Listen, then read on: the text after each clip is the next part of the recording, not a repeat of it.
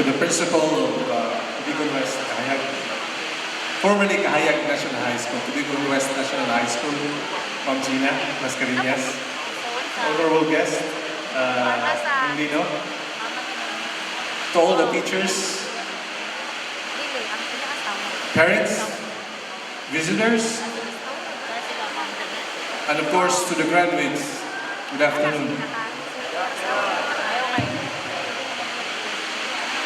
It's been my long dream to be here. It's been long overdue. I waited this moment for 30 years just to come here. Actually, it's my long dream even before I graduated summer of 1994, formerly known as Kahayag National High School, and still the same campus now in Ilihan Norte. No? So when I graduated my high school, I already dreamed that someday I will come to the stage to give an inspirational talk to the graduates. So my dream has fulfilled today. Thank you for inviting me as your guest speakers. Salamat kayo.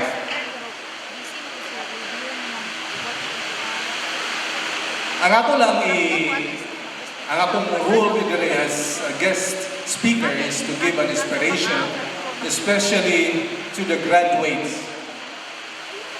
Ang ako lang notice is very funny. Sa naghatag sa mga awards, na-notice na ko na most students or graduates nga nagkakuha o highest or with high honor, puro babae. So, boys, what happened? Naunsa naman mo? Nagsigir ng tagay, no? Bitaw. Anyway, congratulations sa graduates o niya sa atong graduate nga nakakuha sa highest honor. Miss Asilong, where are you? Miss Asilong, congratulations. So, I'm here to emphasize one challenge to be a successful, not only as a person, but to be a successful sa imong field. I was a student also like you. I was struggling. I was not like kanabitong student naning. I was just a regular student even before. Then my success story is not that very easy. I still consider myself now as a very low profile. I don't want to brag my success because I don't consider it as a success. I just consider it as a blessing for me. Well, anyway, my greatest secret that I want to share to you now is the virtue of perseverance. Sa Bisaya pa, ang pagpaningkamot, ang pag-push through sa inyong mga dampo. The way ako nisang explain is akong i-share ang akong experience sa eskwela pa ko high school. Dili na ako tason kay medyo ang atong time mubo na. So, balik na, perseverance. Di ba na niyo, graduates ha? Perseverance. Meaning na ang pagpadayon o pag-push sa inyong mga dampo. You think, karong graduate mo, that you already finished and you already fulfilled your dreams. In fact, wala pa taon mo sa katunga. So, keep in mind that after this graduation, there's always another step sa inyong life. Ang reality is hard and harsh. So, this is not it. Naapay daghang challenges nga ma-encounter niyo later on. After this day, after this graduation, some of you maybe mulangyaw. Some of you maybe mo push through sa young college. Some of you mo pahulay sa ang uban. And some of you, di gid mo eskwela, magtambay-tambay lang. But anyway, only challenge na ko ninyo, graduates, especially sa nakakuha sa highest honor. I was once not sa among time agad, we have a valedictorian, we have salutatorian and with honors, but nowadays wala naman na siya. So I was not a valedictorian during my high school days. I was a salutatorian. That's why I called the attention of the valedictorian or the graduate who was awarded the highest honor na to prove to yourself, prove to your batch, prove to all that you deserve that award. I would challenge you now to be successful professional or as a person later on. To the person or to the graduate who was not recognized as a salutatorian or the second honor, I was once like you before. I was challenged also that I didn't deserve to be awarded the second honor during my class. I was frustrated. Mura ko wa ko masuko, pero mura ko na-challenge siya kung kabalinon. I know Ma'am Darilyn Dupa, classmate ni sa una pag high school. So I was not the valedictorian. I was second place.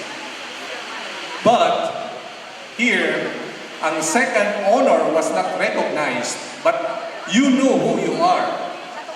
My challenge to the second honor student or the second honor graduate, prove to your classmate, prove to your batch, prove to the teachers that you don't deserve to be the second highest honor. I would challenge you now that prove to all later on that you will excel on your profession, you will excel to your whole life as a person. This is my challenge to the first and the second honor of this graduating class. I'm very particular with the highest and the second honor students because as expected, sila ang gadala sa flag sa inyong batch.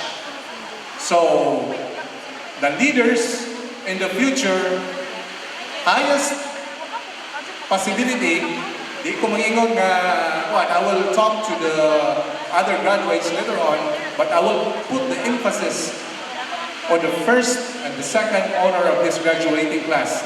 So, remember me this day, nga ako mong i-challenge later on, you will meet me and tell me what have you achieved and what have you proved that you will deserve the highest or the second highest honor of this graduating class. And two, the other graduates na wala ma-awarded o wala nakakuha ng award, guys, I will tell you the truth. Success is not you achieve right now. It will come later on. Kadaghan akong mga kaila, kadaghan akong mga classmates, kadaghan akong friends na encounter later on that wala sila makakuha of certain awards, wala. They're very ordinary. Murag wala sila ma-recognize when they graduated their class. But later on, they excel, they are very successful in their profession, and they're very mga tao well-respected society. So, aside sa first or the second honor, to all graduates na mawala, ma-recognize, I challenge you now also, later on, that you will prove to your classmates, timanin na ninyo, Especially kayo, mga boys. Mga boys, kita yung kinaunahan, makitaan sa mga maestra na to. Bilaw nga, si Kuan, pala hupok to. Watay Kuan, no? Boys in the graduating class. I challenge you now, ha? Kamu dihaw, kamu. Boys, kadaghan na to sa una, murata ki baliwa ba, nga Kuan. Pero I challenge you now, ha?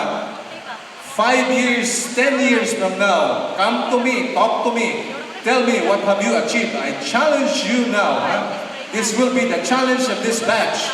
Batch 2024. That you will prove, you show to your parents, you show to your classmates, you show to your teachers, yeah, you don't deserve to be not recognized. But you will deserve the honor later on. Okay? Boys, asa naman mo? Then, sa tanang graduates, tanang parents, I congratulate you all. Sa tanang teachers, I congratulate you all. Tanang estudyante, dili ni mahimong successful. Kami tanan, including si Ma'am Gina, mao ni last teacher na naabtan ako sa Tubigon West. Thank you, Ma'am Gina, for giving mga guidance. So, salamat, Ma'am Gina. And to all parents, friends, din na ako, pass on.